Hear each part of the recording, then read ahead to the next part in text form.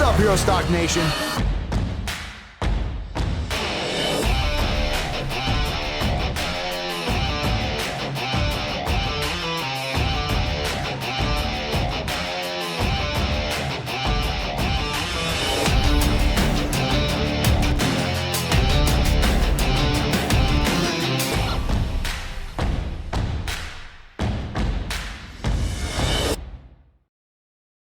Now, the first book is Dark Therapeutic Poetry, and this is called Living on the Razor's Edge. Playing with life because you have nothing left. You go faster and faster, so fast that you don't want to stop. The only thing that will stop you is the object that you hit next. Always taking a chance because nothing ever happens to you, just waiting for death and time to both meet you in the right place. And then you will rest and play these little games no more. All that will be left is the hurting and the pain that you left in someone's heart. You're like a cat with 9 lives, and soon everything will be on top of you. Then you'll have no place to hide. In the end, you're out on a limb, and soon it will break. The dream will come true. You're always talking about being on the razor's edge and killing yourself. Just keep going wrong and going faster and faster, and you will meet death face to face. For now, you ride the razor's edge, my friend. Your time door is closing, so wake up and get on the right track. Because if you don't, someday I'll be reading this to your tombstone. Then the world will be quiet, and you will look down on your own grave and wish you had never lived on the razor's edge. Good evening, everyone, and welcome to the Roundtable, where heroes talk. I'm Tom Lamog, and I'd like to bring on Matthew Jones. This guy right here. Yeah. Look at you. Yeah. What's going on, bud? Hey, it's good to see you. I know Hero Stock is coming. It's coming August 15th. It's about 90 days away, right? Yeah, it's right around the corner. Away. It is right around the corner. And so we've already got fans doing countdowns. Isn't that crazy? So is our website, herostock.org. Yeah. It's got the countdown on there. But we're hearing about live acts, including Black Hawk. We've got the writers. That's going to be really cool. I grew up listening to Black Hawk. Yeah, they're big. Yeah. They're big time. We've got the big badass, beautiful beard, or whatever the name of that twister. You have to ask Doc Goodbeard. The big badass, beautiful beard battle. Yeah, exactly. Something like that. Just bring your beard is all. Yeah, just show up with your face in your face fur. Yeah, and we didn't really talk too much about the 75 plus. Vendor booths that are going to be there. And the last time we were there, we had salts and seasonings, we had equine therapy, we had a whole bunch of different services and resources at the booths.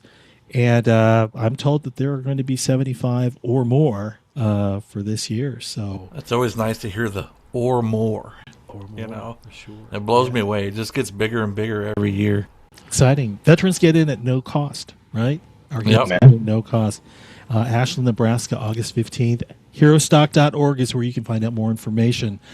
Before we get into that, though, deeper into that, because there's a lot to talk about, I'd like to go ahead and let you know who our guest is tonight. We're joined by author William Stevo Stevens, a 6-time award-winning author, mental health advocate with over 38 years of combined military and federal service.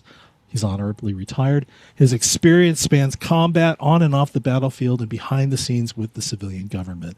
Stevo is the creator of the Reflection series, including The Broken Mirror, No Filter, and the Legacy Edition, books that explore resilience, personal growth, relationships, transition, and the moments in life that shape who we become. Let's bring him on right now. Stevo. I just want to say every time I come on a podcast, I just like to thank all the people who gave their service and sacrifice, past, present, future warriors. Thank you for your service. So. You are a man who's touched many hearts. I know we introduced you as an author. Of course, the years that you have served. You've also a podcast. You have a weekly podcast. There's a lot that's going on in your world, but we're so glad to actually have you sit down with us, an award-winning writer. That's quite an impressive resume that you've got there. Not a lot in mental health. There's not a lot of awards in mental health either. So Well, hey, let's talk about, what you open the show with, the live reading. The passage immediately sets the tone for the kind of writing that you do. And maybe you can kind of give us some background on what it is that you read for us. I mean, as an introduction to our audience. So, living on the razor's edge. So, from 19 to 43, age 43, 19 to 40, age 43, I have been writing cryptic little pieces of paper, like on guard duty, things about relationships, and stuff about my friends that I have interacted with through high school. But I had a friend named Matt who he lied all the time in high school. And then he joined the military and he started like, I didn't even know he joined the military after I joined the military. And then, he's always saying that he was a this and that. I won't say what types of things, but and I never knew. And then one day I was at home on break, and I saw him, and I saw his car, and he had a Purple Heart plate on his car. And I sat down with him and had a conversation. I was like, "Dang, dude, you and I haven't seen each other in like 10 years. You've been doing your thing, I've been doing my thing. Like, what have you been doing?" And he has just been constantly telling me, like, done this, done this, been part of the Golden Knights and this, Ranger, Airborne, best, all this. And I've never seen him in uniform, like his dress uniform. I've always saw pictures of him wearing the baseball hat with the vest and all that. So I'm like, okay. So then um, I found out that some of the stuff he said was a lie because he lied to us in high school. And some of our friends are no longer here. So when I was writing, and I was in a very dark world at the time when I was writing because, like, at that time, my father had died in 2017, and I was in a very dark place. I had this whole manuscript, and I said, "Man, I need something that's going to like hit hard when people pick up a book because when people pick up a book, some authors, when they do a book, they don't understand that when somebody turns the page or listens to the audiobook, that next page needs to catch them." So what I did in my parents' empty apartment, I took this manuscript of like, and I had it all printed out. And I didn't even know it was going to be a book. I was just like, you know what? I need to be an advocate. I seriously need to be an advocate because like my marriage has failed. My kid doesn't like me. And my dad died. My mom died. And all I had was my sister. And I was like, okay. So I laid this manuscript out and I said, I'm going to look at myself as the reader, not as the author. And I just laid it and I kept going, yep, this is the way I want it to be. This is the way I want it to be. And every time you turn a page, it's like, wow, just keeps getting builder and builder and builder and builder. And it was originally called The Mirror, and it was a gold cover, and it is a hallway. The Sentinel newspaper did an article on me, and actually they did it on my dad because he was a two-time Korean War veteran, Pork Chop Hill, and they took a picture of me in the hallway, and I say that picture in that book, this picture right here in the book, is me walking to the light. This is me walking to the light. So you can imagine if that was a gold cover, it'd be all golden and the sun and all that. But I ran into some dark times as an author being screwed over. So I changed the cover to black and white. And now, because I have tremors so bad, I talk to my book. I talk and the words that are from the mind, body, and soul come out. So I'm not like a person that sits down and writes. So when we edit everything, there's a lot of likes and ands because of people that speak. There's a lot of likes and ands. So everything that I write about is very, very dark. And then I got into building toolboxes for mental toolboxes. So the thing that really helped me to Let me go back to a second for just a second here. So, because this is obviously something that it's like a springboard into so many different areas of the way that you write and the emotions and the experiences.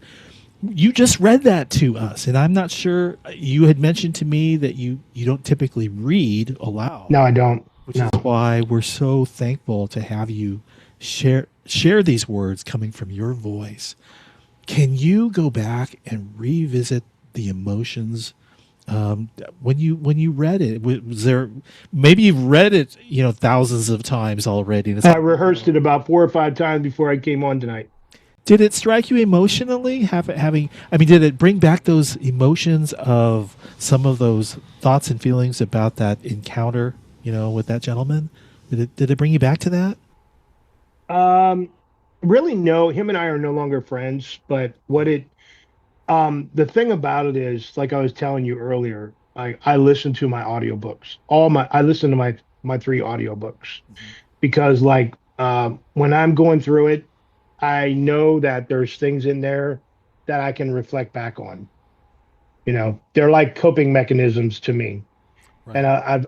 I've heard and read through the years that I've been an author that some people like dark, they go back to the darkness, you know, to bring out because if we don't speak about it, we keep it balled up inside of us. And then we're bouncing all over the walls. We had this So similar conversation with the musician, one of the musicians who came on. Um, you know what? And it was basically, I have to go to the dark place in order to write, and I get very emotional about it. And in order to and producing the quality of songs and the songs that meet his expectation, it was Devin Stewart, Matt. Right? Devin is the one Yep. who basically Yep. said, "I got to Devin go Stewart. to a deep, dark place." It's interesting to find out, Stevo, that it's the same with you in writing. I write about pain, pain. Yeah, I've heard, and so in a couple of the other interviews that you had done, I know you had mentioned it on Grunt Style. You had talked about when veterans get out of the military, kind of that stigma that's associated with your service, like you don't talk about certain things. And when I heard this piece at the beginning of this episode tonight, it reminded me of a song that I wrote called "Running," and that song talks about the things that we typically would not bring out to the light of day and talk about with other people, and it paints a picture that, kind of in hindsight, we're all running from something. When you wrote this, was it a target in mind? Was the audience already selected on who you wanted to impact with this? So there are three different books. So the first book, The Mirror, which is dark therapeutic poetry, I dated a girl for 8 years and 4 years at Carson, went to Korea. She stayed with me. I went back to Carson. She stayed with me. I went back to Korea, and then I found out that it went downhill. So um, it was kind of like I wanted to put a thorn in her side because a lot of the stories, and a lot of people have asked me, who is this girl? Who is the girl that's in the web? Like there's stories about being caught in the web. Yeah, And like there's stories in there about sitting down with the devil and playing cards, you know? yeah, And it's like playing the cards are about relationships, the kind many of like who's relationships. the culprit, who's the Exactly. instigator, Yeah. So antagonizer. it was based on a girl, okay? But then there were different scenarios. Like I've also pulled out a lot of people don't understand, like the whole genre of Star Wars. There's a piece in there that says Star Wars, the mental health journey or something, because like Kylo Ren, Yeah, remember he was a Kylo Ren? basket case. Yeah, Yeah, he was a basket case. And I mean he was manipulated mentally by Luke Skywalker, and people don't know this, but because Luke wanted to kill him because he knew that he was going to be evil, and um, Ben Solo was his real name. So I wrote about Ben and how these fictional characters, can have mental health issues too, and that one really popped. yeah, And I have a story in there where I was 19 years old called 96 Hours.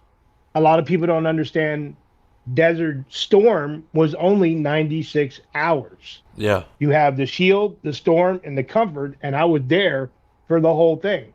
And I witnessed as I wrote 96 hours as a private with no job, digging foxholes and being a powder pit guy, standing out there holding yeah, increments and the old artillery. When a T-72 Russian tank comes into your position and starts firing at guns yeah, and popping things off, you're like, I'm 19. I just got a basic. What's going on? So I wrote Yeah. all about that. And then I changed my whole scenario because like that book was all like therapeutic for veterans. And then when I became an advocate, I was speaking more out on the road with civilian people. But Yeah. you understand, we transition into civilian life and we bring them demons from the battlefield out Yeah. to the civilian world. And that's why I write, because I want people to understand these are the things that I've gone through, and that stigma of 22, you got 44, you don't know what number it is, but we forget it's not just a veteran. It's the Yeah. family member or the spouse or the child that's stressed out that could unalive themselves because a veteran is mentally abusing the child, like I did with my daughter in the broken mirror. Yeah. I didn't know who my daughter was because when I got out of Walter Reed, I was so drugged up on medication that I had no clue, you know. Yeah. And that's when And I wrote The Mirror, and then I wrote The Broken Mirror after I got fired from the civilian government. yeah, I remember in one of your previous interviews, you had mentioned that you went to Walter Reed and you were doing the transition. And now you weren't a big advocate on writing per se because No. writing resumes, it sucks. It just sucks, you know. Um, but is that where that love of writing that kind of took place right there? So when I got fired from the civilian government, I had only written one book, and that was The Mirror. I did Yeah, not write anything after that.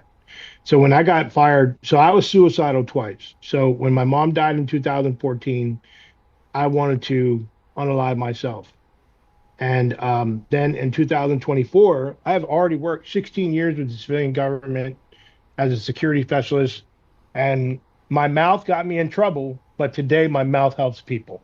So I got fired over, they sent me an email and said, you're terminated. And I'm like, well, I have a high security clearance, but they didn't debrief me. And it was, I had already been working. Friends have been telling me, hey, you better file for disability retirement. You'll probably get it. You know, no one helped me. I'm up at like 2, 3 in the morning having these weird thoughts. Biggest band I listen to is Nine Inch Nails and Breaking Benjamin. I'd be listening to all these weird, there ain't different nothing wrong with demonic, that. these different sounds, you know. But then May 4th, when the Broken Mirror was created, I was sitting on my back porch with my little dog. I was suicidal. I did not know if I wanted to be here. And I was talking to my dog. I was like, I think it's just going to be you, you know?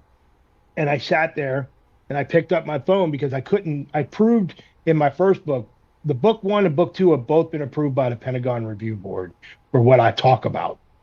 Because you can't talk about certain things and you can't, no names, no organization, and no locations. That'll keep Yeah, you from being getting sued. But I'm sitting on my back porch and I talked to my phone and I wrote the first entry. Well, it was actually an entry I moved, but it was called The Calm Before the Storm. Is we're talking about where basically I was suicidal. And then I thought, okay, I'm going to clean the house. And I started to talk to my phone some more. Then I got online and I saw that there were veteran podcasts and stuff. So I started getting on veteran podcasts and started talking a little bit. And I Another started telling them, opportunity. I'm like, hey, I'm gonna write this book called The Broken Mirror. And lo and behold, a couple months later, speaking and everything. And I had a buddy who wrote for the Gettysburg Battlefield. He edited everything. He's 75, and it came out to be an amazing book. And it has the resume writing because I learned in the civilian government with people that are like GS-15s that are in HR that were my buddies that were veterans. They tell you you have to take the military lingo and change it over to the civilian lingo because yeah, they don't care about what you are. So yeah. I put that in there. I put death and dying. I put all kinds of different like borderline personality. I even talked about political stress. There's a lot here. There's a lot of ground to cover. Does it come to you naturally? And if so, or if not, maybe you can talk about how this process in your mind works and how things are written. Does it come easy? So I'm kind of the guy when I pick up my phone and I talk and it comes out, it's the first thing that comes out. I might change a couple things and go back and edit it, but I'm not, like I said, I'm not a good reader or very editor. I was very like low level classes in high school. Not really. I have like a basic, what is it called? Equivalent to a bachelor's for military leadership that combined everything with like all this different schools and Yeah. classes and all this. I did the sweep thing and got credits from Colorado University of Pikes Peak and all that. And so when I speak to my phone, it's what comes out. So basically, now I don't write no more. I do audio monologues Mhm. to keep peace with myself. But somebody just came out to me the other day and was like, "Look, you have a very dominant message. I'm writing this book." The Marine Corps gunnery sergeant said, "I want you to write the forward to my book." And I'm like, "Dude, I don't write no more." So he said, "I'm just going to give you the two books and I need you to look at them." I'm like, "Dude, I can't even read very well." So I just took the chat and put both books in chat and it pulled out all the most important things. And I said, "Well, okay." And I have it read back to me. Like I would put it in and read aloud. And I'm only Hmm. using my tablet and my phone. I have no other software.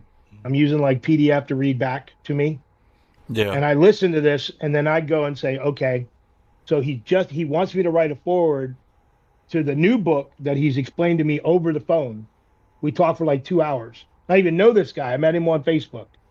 And he loves my mission and everything I'm doing. And he goes, "You're a voice, you're powerful. I want you to write this forward." So I just talked to my phone. The forward came out. I ran it through chat. I said commas and stuff like that. Let's spit this out.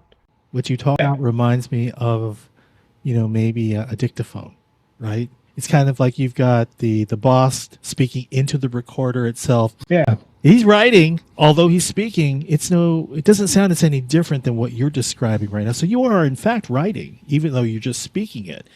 Oh yeah, The words have because you got to know come what? out People some have people way. have disabilities. Yeah. People have disabilities, and I learned a lot of people can't read. Like veterans can't read, or they're so drugged up. That's why all three of my books are on audio. I don't care if I make money off of audiobooks, but more audiobooks sell. And I believe if they're going to do this to our currency, eventually printing is going to be so expensive that we're going to go to ebook and audio. In the future, we're going to probably be reading a book on our wrist, or looking at a screen There's a that's a market whole for Like different that. some of those topic. But sci-fi movies we have now. yeah, No, you're definitely onto something for sure. Not everyone, just as you're talking about right now, reads. They'd rather no. have it, played back through audio or watch it on the video. It's not. But I can tell you that the broken mirror has saved three people's lives. I was going to ask you about that. I was going to ask when you decided that writing was something that you wanted to come out with publicly, and what kind of impact you've seen from your writing. So it didn't happen until last year because I bought, I told Grunt Style I bought an RV. I sold my house and I was out on the road.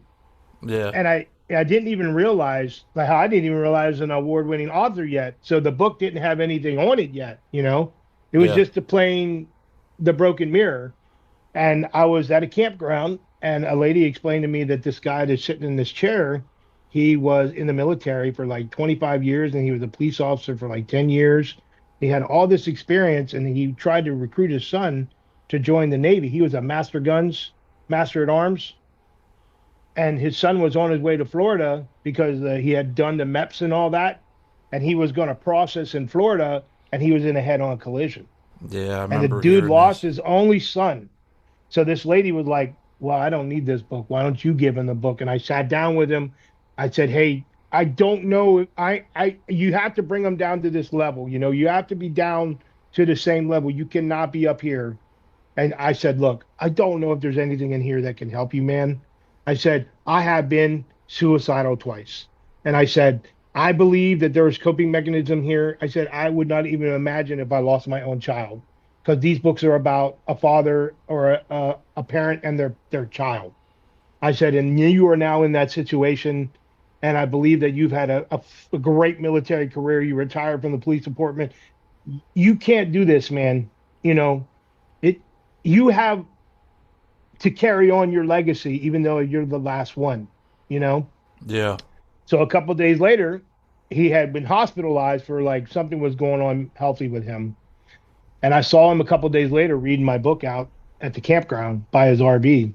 And I walked up to him and I said, "Hey, man, are you getting anything out of this?" And he stood up, he closed the book, and he hugged me and he said, "Your book saved my life, man."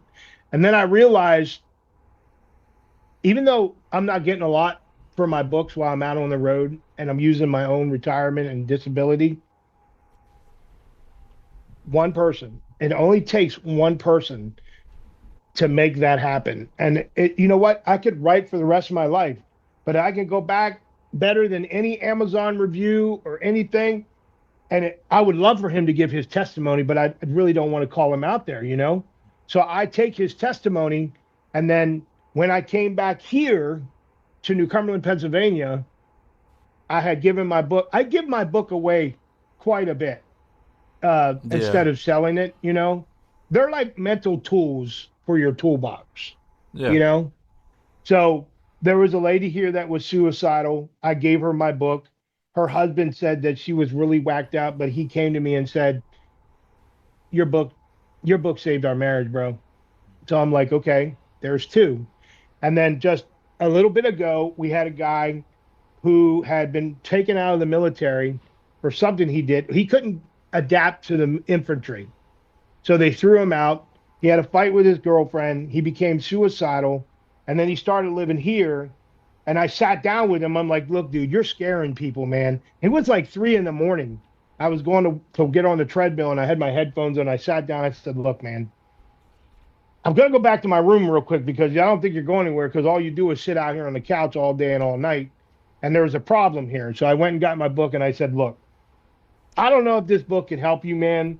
I said, "I've got a couple other books, man, but you just seem like when I engaged with you and you told me that your father said that you didn't amount to anything." I said, "Dude, you are enough." I said, "I had a father that beat me mentally, physically, and I'm here. I joined the army." I said, "Just because that you got kicked out of the military and couldn't adapt, that don't mean you're a failure."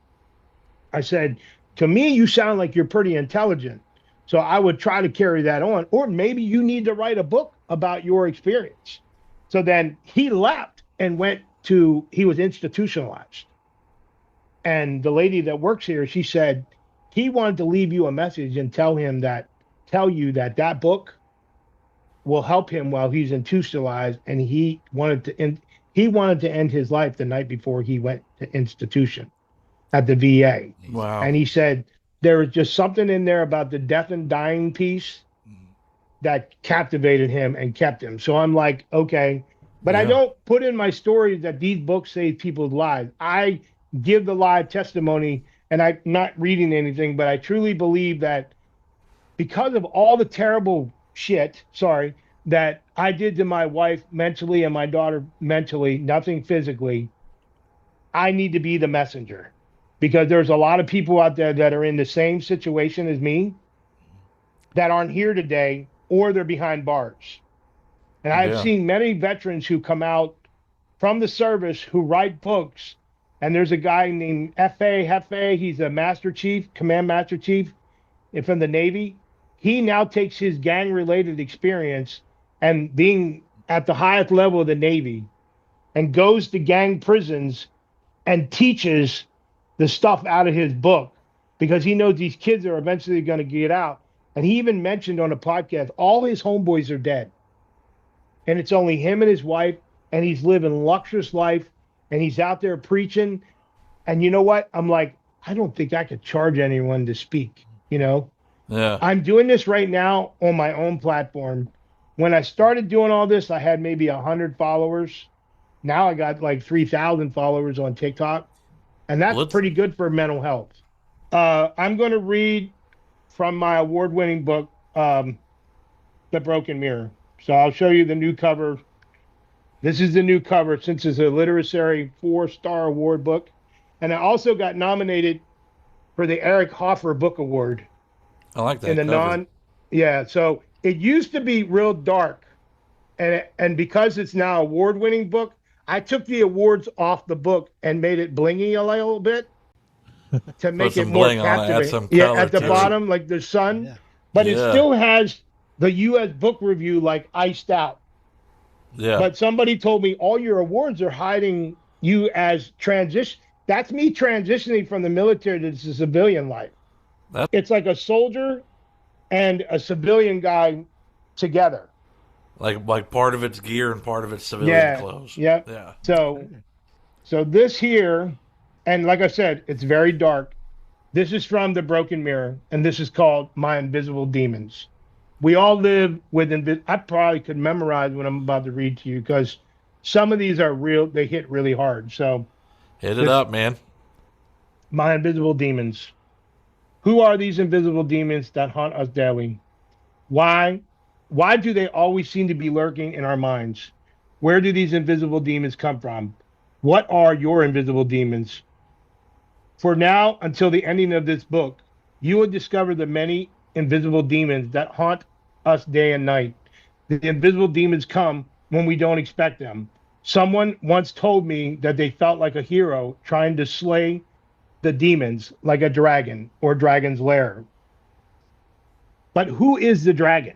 Could it be PTSD or the mental illness that I've never asked for? Or could it be my own invisible demons from my more distant past as a child?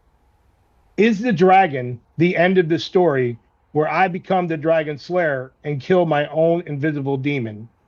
The following entries beyond these pages will answer this Harry Potter type journey, and I hope that you all can find the answers that you are looking for to heal yourself or even slay your own dragon. People cannot put traumatic events behind them until they are able to acknowledge what has happened and start to realize the invisible demons they struggle with. Accept it, talk about it. Everyone will eventually come face to face with their invisible demons, and you will reflect on the pain and the anger that you suffered during your own journey and myself through the broken mirror. Thank you for reading that passage. And you say you don't read. I'm just sensing some real emotion in that. But You know, as an instructor in the Army, I learned to rehearse. Rehearsal is the most important thing. And if you don't believe this, PCCs and PCIs, I use them every day, man. Man, Like I I'm still use those abbreviations. my buddy, hey, my buddies are like, Steve, we are not talking that crap. We're not good PCC, PCI, but I learned pros and cons. I do my pros and cons, and I knew that I was doing this podcast, and this is one of the biggest podcasts. I mean, Grunt Style is big, but you guys are big too. And I was just on Vet SOS as well. well, thanks So yeah, I was just on Yeah, I Vet. think that was the other interview I watched because I know it Yeah, I started was the sitting 12th. outside You with were my. out there. I was You're sitting. definitely Yeah, I out was there sitting talking. outside in front of the Hershey Hotel with my Yeah, sunglasses yeah. on, and my buddy was like telling me. He kept texting me like, "Take your fucking sunglasses off, man. Take your glasses off." You. But I Hey, did have my let's. I want regular. to go. I I want to had go my back. glasses on. I want to go back for a second. Okay. Because I want to go back to really the inspiration. You're saying you're not a writer anymore. How do you lose something like that after, writing has been such a part of your past and your life today? I've been taking. The marketing world is terrible. The marketing world is terrible. Yeah. Authors think that they can put they put all this energy and everything into a book, and they put it on Amazon and it doesn't sell. I have networked. I'm learning from the veteran community and the author community. These are two different genres, and I have put them together. And now I'm taking my message of purpose, mental health, suicide, and transition on the road in the next couple months. And every time I speak, it's going to be different. I can't even sit down and write a script and even try to remember a whole script. Just like that piece I sent you tonight, Mhm. the voice thing. Yeah. My buddy did the voice, and I am going to be on a leadership podcast in the next week, and we're going to talk about military, corporate, and sports leadership because my kid at 18 is a competitive cheerleader for Top Gun in Orlando. And she's a Nice. two-time world champ. So she does the crawl, walk, run Yeah. just like her dad. And I know she knows that the legacy is there because her mom told me one night they were out to dinner. We're divorced now. And she said, we sat down with the Marine Corps veteran and his wife. And the first thing that came out of my daughter's mouth was, my dad's an advocate for veterans. And he talks about mental health because the guy was talking a little bit about his journey in the military, and she goes, I can understand where you're coming from because my dad used to treat me like garbage, and now me and my dad are like this. Well, let me go back to the purpose behind your writing. To write. I mean, I understand. It's almost ironic how similar it is in the music industry, and we talk to the musicians that come on and say, I'm trying to sell music or I'm trying to be successful at songwriting. And then you have others who are like, I don't want to sell my music. I just want to do this for me. You're in a very similar dilemma. It sounds like it's like, but you've got to do certain things to have your book published or to generate revenue for a book. Yet you are also, providing value to those who are looking for that type of, experience and knowledge, and guidance. Are you often finding yourself at this crossroads as to, I'm going to keep doing this even though it's not making a lot of money, or it is making a lot of money but I don't have a lot of time to do this? Do you find yourself with Well, I'm that? completely retired, so I have all the time in the world, but I spend like 2 to 3 hours a day engaging with people. Like if I get a heart or a like, you have to engage, you know. I now have some of the biggest podcast, not the biggest like TikTok authors or what are they called? Like military content creators or guys that are just huge veteran advocates. One guy came in alive. I did a live one night just to see who would come in, and this guy called After Contact. He was like, "Man, when I got an invite from Storytime with Stevo, I was there, man." And I'm like, dude, the last time I did a live, I think I had like 900 people following me. And now after 3 months, I have 3,000 people following me. So he was like, dude, I see your message in the morning, man. You're so inspiring. He goes, you're not right or left. You're just a badass patriot. He goes, and I like the way you talk about your mental message because, like, there are people that are waiting for your message in the morning and you don't realize that. Because, like, I woke up yesterday and it's the first time in my whole life that I had like I almost couldn't even count them. There was like 500 little hearts. If you're on TikTok and get a little heart, you have to clear them out, man, because it keeps bothering you. I had 500 like hearts from a message that I did from the Broken Mirror. It's like somebody did a voice, um, did a review, but the guy that I sent you that thing, he did a review by voice, and I connected it to the book cover and I played it, and I believe it got like I didn't pay for this or anything. 11.2 thousand views. Just, I don't know if it was 3 seconds.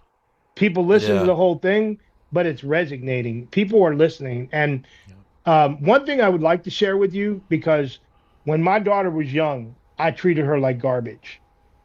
My last book, No Filter, my daughter endorsed me. And I want to read that endorsement. Yeah, absolutely. I remember hearing this on another episode, but I'd love you to read that again. So I have the endorsement. So I want you to know that I did not put a pew pew to her head. I just said, Isabel, and the way I did my book, I did not want it to be like an anthology. What's it called? I can't even pronounce it. Epinology, or a preface or forward.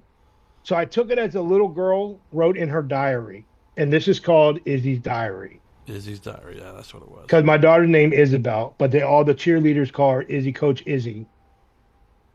This brought me to tears, so I may tear up because when I saw this, all I had to call my daughter, and I was like, "You didn't have to do this." So, Izzy's diary. Growing up, a lot of things felt like a blur. I don't remember every detail, just that I was always with my mom and my grandparents. I remember Christmas and birthdays, little flashes of happiness, but the rest fades into the background. As I got older, I started to notice the tension between my parents. I remember the fights. I never really understood them. It was confusing and sometimes very hard, but I kept quiet. But through it all, one thing never changed. I always loved my dad. Before I moved away, before I moved away, my dad and I grew closer. He taught me how to drive, And those moments meant more to me than he realizes. Over the past year, our bond has grown stronger. He moved his whole life to Florida just to be near me, and that says everything. Having a dad like mine is something special. No matter how complicated things were growing up, I've always loved him, and I know that he loves me too. At Izzy Stevens. So what happened was I was out on the East Coast helping veterans in North Carolina, the homeless people in my RV, and my ex-wife, who I don't like, lost her job. So we were paying 10,000 a year for competitive cheerleading. So I ended up paying all of it.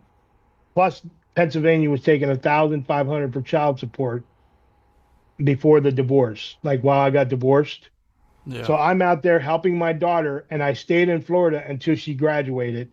And probably I only see my daughter 3 times because she's a 2-time world champ. I mean, she's always at the gym, always coaching little girls and helping little girls. And then when I moved away, she told me that was very hard for me, Dad, that you're not there no more.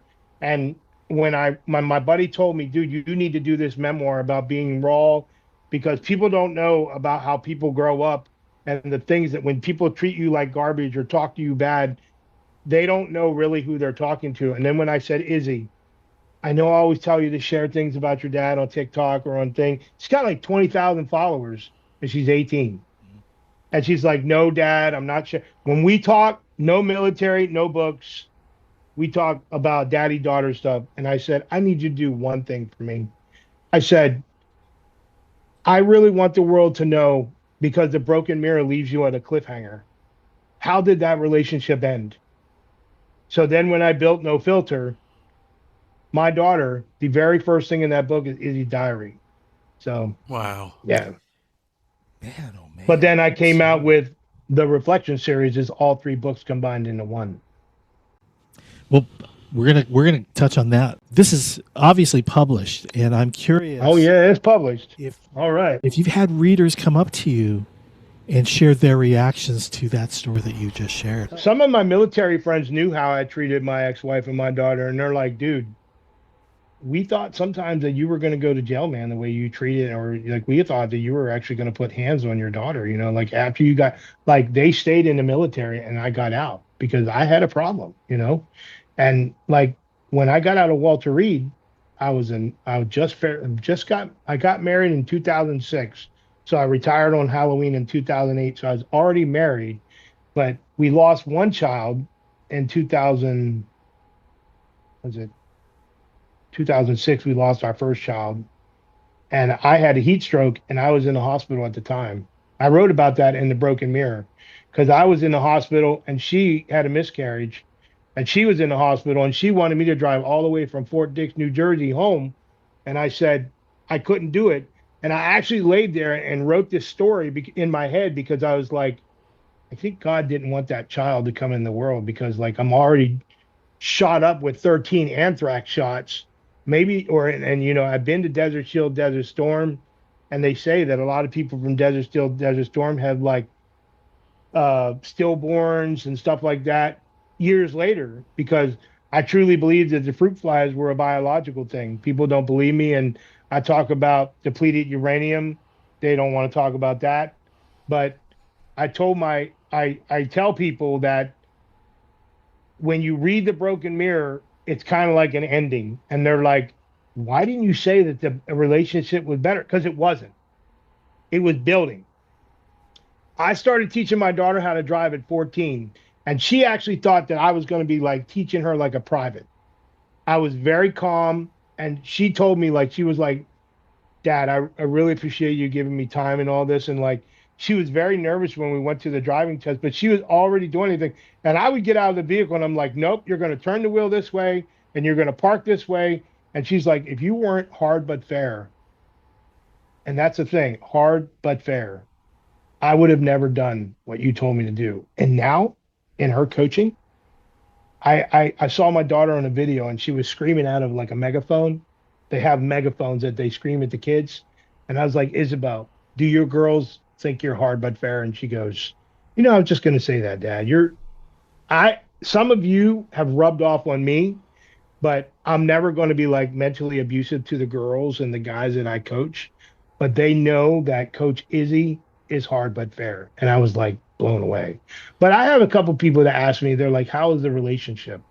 Because like, these kids these days, they'll just send you a message like emoji or different Yeah. cryptic letters and stuff. And I'm It's not like, like there's a whole lot of actual dialogue going on. It's things you have to decipher. You have to yeah. figure So out like, and now my kid, she's in cosmetology school in Orlando, and her mom got her into these loans. And I just sold the RV yeah. because I got my passport. Now I want to take my podcast out to like different countries and Wait a speak minute. on the Wait. road. You I said sold the RV. you sold the RV. That was like 5, 6 months ago. You sold the RV. No, I sold it a couple weeks ago. Oh, okay. Well, you were just talking about you were going to take this whole thing out on the road. How are you going to do that? No, You ain't I'm got... going out in my vehicle. I'm going out in my, I have a Telluride. Oh, So me okay. and the dog. So I'm trying to talk to public affairs at military installations so that I can go to like theaters on base. And Oh, okay. Nice. anyone that's transitioning, like if I know I'm going there, I'm going to advertise it myself on Facebook and have the command do it. I already have linked up with a few garrison or installation sergeant majors, but they kind of like you got to have a program, and I'm You like, gonna try to get in on yeah, their SFL TAP program? yeah, kind of like, but not even on the tap thing. I'm just going to go, hey, there's this guy at the theater. And if anybody wants to know about military transition or what life is after the military, Yeah. this guy is here. And here's the thing, I'm going to take my dog with me because I don't know if you all know, I think you've been seeing, but she just had life saving surgery. It cost me $5,000. My dog has been with me for 13 years. So let's go back to the beginning of the program where you said you usually speak, when you write, or you're speaking instead of writing. We're talking about something very personal, your dog and saving your dog and how much money and all. Is this going to appear in a book? Are you getting ready to write about this? Because this is, I mean, people No, are interested. People are interested. Dog lovers no, are don't interested. don't The try to trials get and me to tribulations. write. Oh, Don't come try to on. get no, but I will tell All you, right. I'm gonna pull this up right now just to tell you. So I used to have a dog and a cat when I was out in the RV, but when I came back here, they said because because the room's so small and Pennsylvania has a stipulation of animal size, I can only have a dog or a cat. And my daughter was like, I will disown you if you get rid of that dog. She goes, you can get rid of that cat. I've had the cat for 10 years. That was one of the hardest things because they were like brother and sister.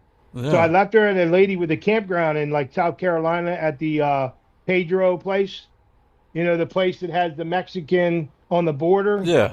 on South. Yeah, that lady took my cat. And sometimes till today on my phone, her little thing pings that she's like 500 miles away. Oh, yeah. But Air in no tag. in no filter, chapter 19 Hmm. are my survival, my animals, my piece, my Nice. dog, like, and no filter. Before I write the chapter, still effing here.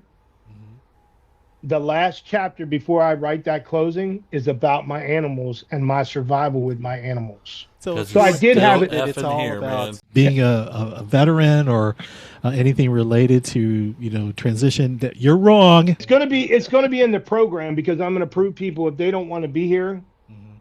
you do have a reason to be here because if she would have died, I don't know if I'd be here. But you know what? I still have a daughter. But the dog realized that she's traumatized because she doesn't bark at other dogs now. She doesn't bark at cats. Now I can use her as a service animal because the requirement for a service animal, they're not Can't be allowed to bark barking. at, Yeah. they can't bark at people. And you know what? That dog can see a blue toy and a red toy. And I've done it on video. And I said, Zoe, get the blue duck, and she will go and get the blue duck and bring it right up to me.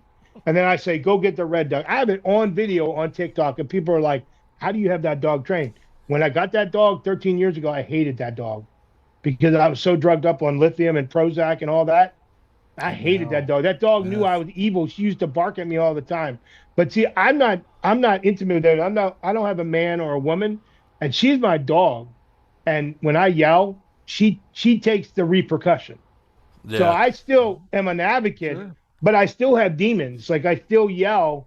People make me mad, but The two things that I try to live the most in my life and my main coping mechanism, no toxicity and no drama. And when I cut the strings. I don't have a boss.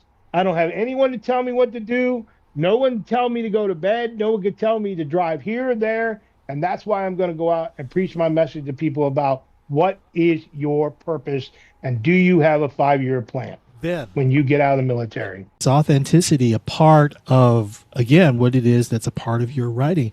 Is it important? And I think I know the answer to this because you shared what what your daughter had written, what that you had published. All the time. And it, to be fair, All the time. authenticity's got to be way up there as well. What do you think? All the time. I don't consider myself as an author. I'm a storyteller. I'm a creator. I'm a visionary. Like I'm not, I don't consider myself as an author because the stuff that I write about, AI cannot write what I talk about because AI does not have emotions. I don't care. A human has to tell AI to do something. And when I put in my books, and I even when I put them through Ingram to print my like, they have to go through formatting and and editing when you send them through Ingram to distribution. They still have to do it. And I told them, when you have your editors, you do not take my voice out of it because if you do, I have the actual copy and we're going to do it again because that's what one of my friends who's his command master chief in the Navy, he said, I don't know you very well, and I didn't like you when you worked for the Navy, when you were a civilian. He goes, but when I read The Broken Mirror, you sent it to me when I was deployed. I thought you were sitting right on the couch talking to me, man. He said, that's Yeah. the way those books are. You were talking with 12 Sergeant Major of the Army, Yep. and you Preston. had Oh, mentioned Tilly. that Tilly. yeah, Sergeant Major Tilly. You had mentioned that there was a portion of time there where you were driving on the road, and you were kind of being an advocate to people, like your podcast. You were doing some of your Hmm. podcast episodes on the road. Well, I don't know whether you saw that or not, but you were being an advocate just for people, just to be people, right? Hmm. So my question was, is that right around the time where you kind of felt that transition from being an author and having a selected group of people you wanted to impact to transitioning to that? No, it's time I put that armor and get back out to work and start connecting with people and talking with the everyday guy and the everyday Oh, girl. I know what you're talking You about. know, I used to be called 1821 Productions. yes, And yes, that's what I was I segueing had to. a shield, I had a shield, and I spoke to my daughter and I said, she said, Dad, you need to take the shield down and you need to speak to everybody. So and that's why I made in the shield it had a spade. Yeah, And I took the spade and I made a cryptic thing online where it broke apart and the spade turned into fire. So like it's now my new logo is like a spade with fire yeah, because I bring the fire. Like I'm no longer hiding behind a shield. But you know what? yeah. I got about 1,000 1821 lapel pins. Yeah, because I was But I thinking just that transition there from one to the yeah. other, it was like, okay, this is from where the authorship turns to the advocacy part of this, where now it's not just the expression of Mm, writing I or think being it an changed author. in Phoenix. I think it changed in Phoenix. I don't know if you've seen have you been on my Facebook page? No, not recently. So I have a piece where I spoke for 3 minutes to authors, award-winning biggest authors in the world. They asked me to introduce all the awardees and they gave me 3 minutes to speak. And I think when I was speaking at that time, I said, you know what? This is not about military no more because I'm standing in a room full of authors that are known from all over the world, and I'm a nobody. And now I'm a part of the author community because, like, when you win a book award for military transition, self-help, and personal development in two categories and one award ceremony, like they put you on a pedestal, and I didn't want to be on that pedestal, but I had authors from very around the world that were like Sunday morning where we're at breakfast, they were like, "You had the best speech in the house," and I'm like, oh, "Hell no, I did not." They were like, "When you were Yeah, talking about drawing at Walter Reed on a board with magic markers like red and blue for pain and every day, and yeah, then you said at the end about keep the red marker away." from reading this book and go on life and write with the black marker. She goes, no one talked about that at all in the entire Yeah. thing. You didn't talk about your books. You talked about that journey from the magic markers all the way down to where you are today. And I was like, Yeah. wow, blown away. So In a way, it's kind of conquering that red marker, conquering that pain, a lot of people that follow me are not veterans. I have a Yep. lot of people There that you suffered go. from sexual trauma. Yeah. Yep. A lot of females, because I did on my podcast. If you guys go and follow my YouTube, I did episode 15 and 16, a female MST and a male MST, and then I did lessons learned and a sit rep on myself on what I learned, and people came out of the woodwork like, wow. But I learned one thing from that: you got to have a disclaimer, and you got to vet people, man. Yeah. Yeah. That, Yeah. And there's that's what three, and we're hearing as well too. there are three parts before I end this. Before I say one thing, there are three parts to the truth. There is the victim, and then the other side of the story that they committed to the victim or what they're talking about, and the last but not least piece is the truth. Yep. So, William Stevo Stevens, it has been a pleasure having you sit down with us for this hour. And again, we didn't even get to the legacy, did we? We got to Mirror and No Filter, but we didn't get to that third book, the Legacy Edition. But could you please tell us where listeners and those who are interested in finding everything that you've written out there, where And all your new stuff that you're gonna write. no, I'm telling you, man. Come But on, you know what? Stevo. I'll just tell you, if people are struggling and can't buy it, I'll just tell you that my original audio pieces that I recorded when I was out on the road that ACX did not accept because bark and echoes in the background. Yeah. You can go to Spotify and you can go to, I think it's 1821 Production still, or Crawl Walk Run, and they're all there, and you can listen to them all free instead of going to buy an audiobook.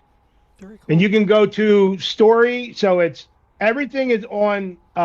Even my link tree is on my Storytime website that I made. So it is Story, and Time is TYME because there's shitloads of times out there. So it's Story TYME with STEVO 69 because I was born in 69.com, and everything will come up. All the books. You'll see the new advertisement for No Filter. I mean, for the Reflection series. But people were telling me, hey, man, why don't you just put all three books together, man, and do the legacy? But I did an amazing prologue and lessons learned as an author in that book. So I actually sent you guys, you got the email. I sent you the Thank you. the Thank you very manuscript of that much. book for letting me to be on the show. Thank- I don't think you're done, Stevo. I think you got something else that God has not told But you I to will write tell about you, yet. just like I said, somebody asked me to write a foreword, and that's being an author advocate. I Yeah. wrote a powerful foreword to this guy's book, and he was like, "What can I do for you?" And I'm like, "I don't know, man." He's like, "How Nice. about we take?" Networking. He goes, "I spend $10,000 on all three of my audiobooks. I had a veteran from California read them, and he was not cheap. And you can hear the inflection. Like, if you want, send me the email, and I'll send you the Broken Mirror, or I'll send you No Filter, because that's only an hour and 45 minutes long, because it's only You said 98 you had pages. the same narrator for all three, right? All three, yeah. All three. And that's why it was so expensive, because he charged me. Consistency. A 6-time award-winning author, a mental health advocate with over 38 years of combined military and federal service, honorably retired, much more. It's been a thrill talking with you, my friend. So come back soon. We definitely will be interested in finding out if you have any new writings or if any of those audiobooks have been produced, In closing, I just want to make sure that everyone not forget that Hero Stock 26 is coming to Ashland August 15th, 2026, and that's in Nebraska. It's going to feature live music. There's community and support for our veterans, active military, first responders, and Gold Star families. There's no cost for our heroes, and you can learn more about all of what's happening by stopping by our website at herostock.org. I am Tom Lamont, and for Matthew Jones and for Stevo Stevens, keep the conversation going and keep honoring our heroes. Good night.